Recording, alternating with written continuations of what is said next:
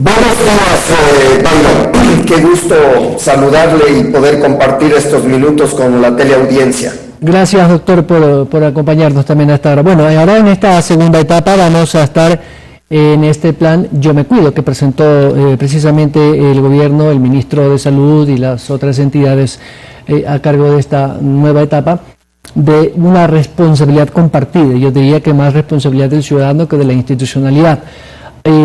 ¿Cómo ustedes ven que el nuevo comportamiento del ciudadano en base a las experiencias que nos dan las cifras y los resultados de estos últimos meses?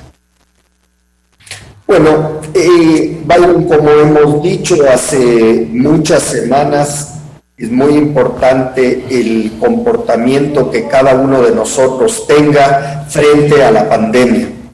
Recordemos que lo que yo hago se refleja en el conglomerado, se refleja en mi familia, se refleja en el barrio, se refleja en mi oficina, se refleja en mi provincia, en mi país. Entonces, es elevar aún más el nivel de conciencia de la población. Agradecemos a quienes ya en este momento hacen lo que deben hacer, es decir, practicar las medidas de prevención, que de manera combinada son bastante eficaces para reducir el riesgo de contagios a niveles muy bajos.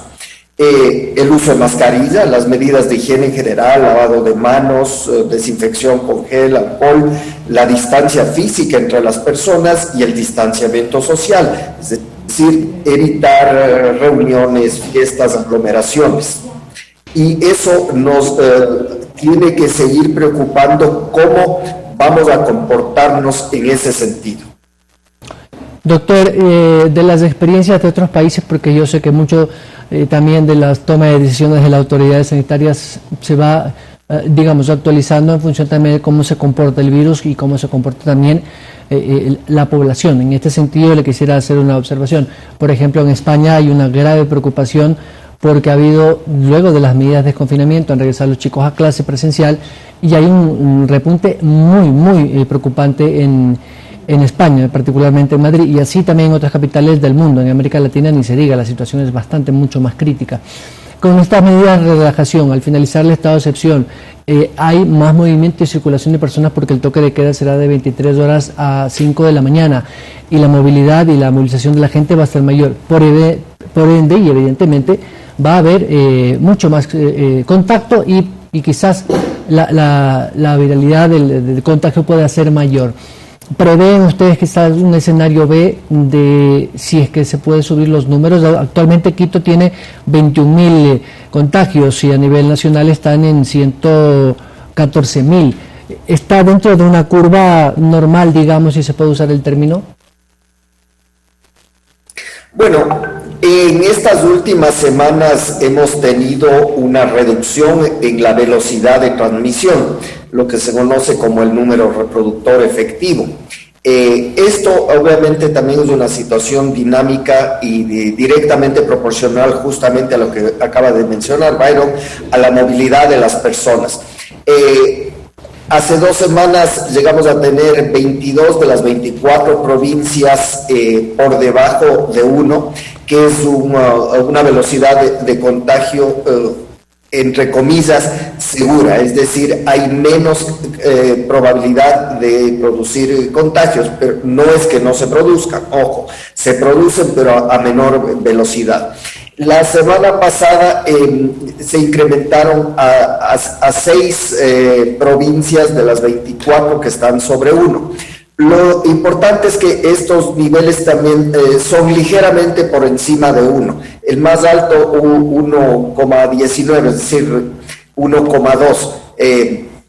Entonces, sí hay el contagio. Recordemos que vivimos en una transmisión comunitaria activa, pero lo que sí quisiera resaltar en este momento es que no es que vamos a tener ya la implementación de medidas de relajación. No, lo que ocurre es que legalmente no podemos seguir en un estado de excepción porque la Corte Constitucional se pronunció en ese sentido, dejando en claro que ya no se podía mantener el estado de excepción, no se podía hacer ni un pedido para un estado posterior, ni prolongación, ni nada. Entonces, evidentemente, si la Corte Constitucional se pronuncia de esa manera, no tenemos los mecanismos legales para poder mantener medidas restrictivas. Entonces, por eso es que en este momento tenemos que apelar a la conciencia ciudadana, al comportamiento y conciencia individual y asumir esa corresponsabilidad que significa que si yo me cuido, te cuido. Y eso es lo importante, porque el individuo consciente, disciplinado y responsable, con un compromiso diario, sale a trabajar, sale a tratar de reactivar la economía y la producción del país, pero también sale provisto de sus medidas de prevención y colabora para mantener esa velocidad de contagios en niveles manejables. Señor viceministro, la presencia del titular de la cartera de Sanidad en Europa, ha estado en el Reino Unido y estuvo en Alemania y entiendo que va a estar también en España, ¿es para un intercambio no solamente de experiencias y conocimientos, sino también algún tipo de asistencia técnica sanitaria por parte de los países de la Unión Europea? Así es, el propósito fundamental es fortalecer los lazos de cooperación que tenemos con estos países, con Alemania, con el Reino Unido y con España. Recordemos que hemos estado desde hace varias semanas ya en negociaciones con los laboratorios que están desarrollando la vacuna. Es uno de los propósitos de la visita del ministro Ceballos. Estamos haciendo el seguimiento respectivo con AstraZeneca, que es uno de los fabricantes. En Alemania hubo una visita con Charité. Con Charité hemos tenido ya una colaboración importante. Ellos nos están ayudando en este campo, sobre todo en lo que es diagnóstico, seguimiento y vigilancia epidemiológica de COVID-19, con especial énfasis en las provincias de la Amazonía y también en Manabí. Sin embargo, en el resto del país también nos ayudan.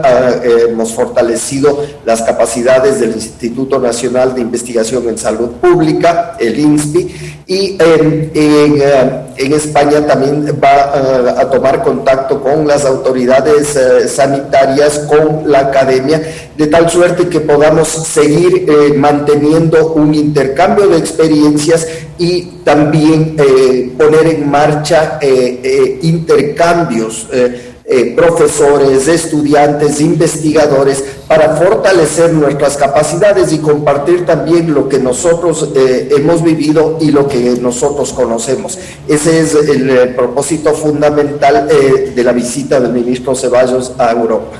Y eso me lleva a mí a la última pregunta, doctor, y quiero agradecerle de antemano su presencia y su deferencia de acompañarnos a esta hora. Esta iniciativa que han denominado COVAX Facility, que busca de alguna u otra manera blindar las posibilidades de que si esta vacuna de AstraZeneca, el laboratorio europeo, logra desarrollar ya con las pruebas en humanos y la parte de la prueba clínica que denominan, los países pobres como nosotros podamos tener acceso a esas vacunas, a esos medicamentos. Pero se prevé si el costo va a ser un costo razonable, un costo, digamos, subsidiado, si se quiere usar la palabra, para países como los nuestros. ¿Qué conoce usted?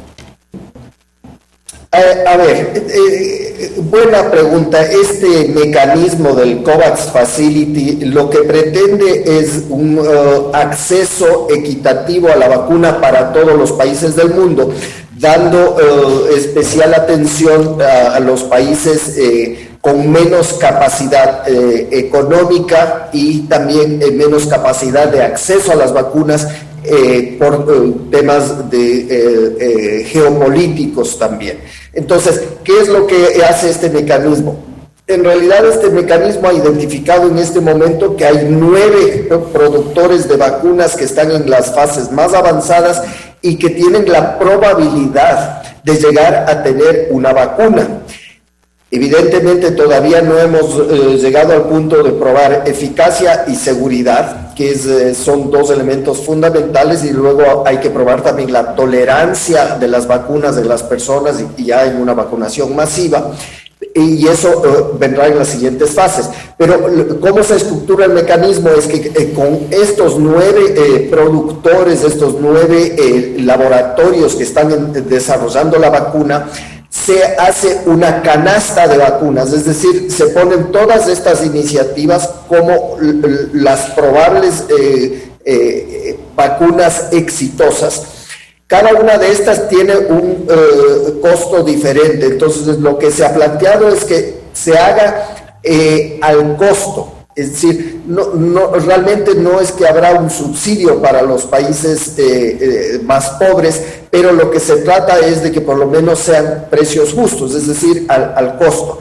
Y como cada uno tiene diferencia, lo que se ha hecho es un promedio de lo que podría costar. Entonces se establece en este momento un precio estimado, y de ese precio lo que se plantea es que el 20% de la población tenga acceso, y ese 20% tienen que ser grupos prioritarios. Personal de salud, que es el de primera línea, que está en los hospitales, que es el de mayor exposición, personal de seguridad, las personas de tercera edad, las personas con comorbilidades, que son los grupos de riesgo, diabetes, cáncer, inmunodeprimidos, etcétera. Entonces, son estos grupos los que van en la primera fase de la vacunación a tener acceso a la vacuna. Posteriormente se podrá seguir vacunando en función de la capacidad de producción. Recordemos que todo el mundo está atrás de la vacuna. Entonces, lo que COVAX Facility se planteó inicialmente es una meta de fabricar 2 billones, es decir, 2.000 millones de vacunas. En este momento se duplicó esa meta, sobre la base, como digo, de tener varios fabricantes. Entonces, la sumatoria de estas 9 iniciativas podrá permitir en el futuro fabricar 4.000 millones de dosis, y esas serán distribuidas en todo el mundo.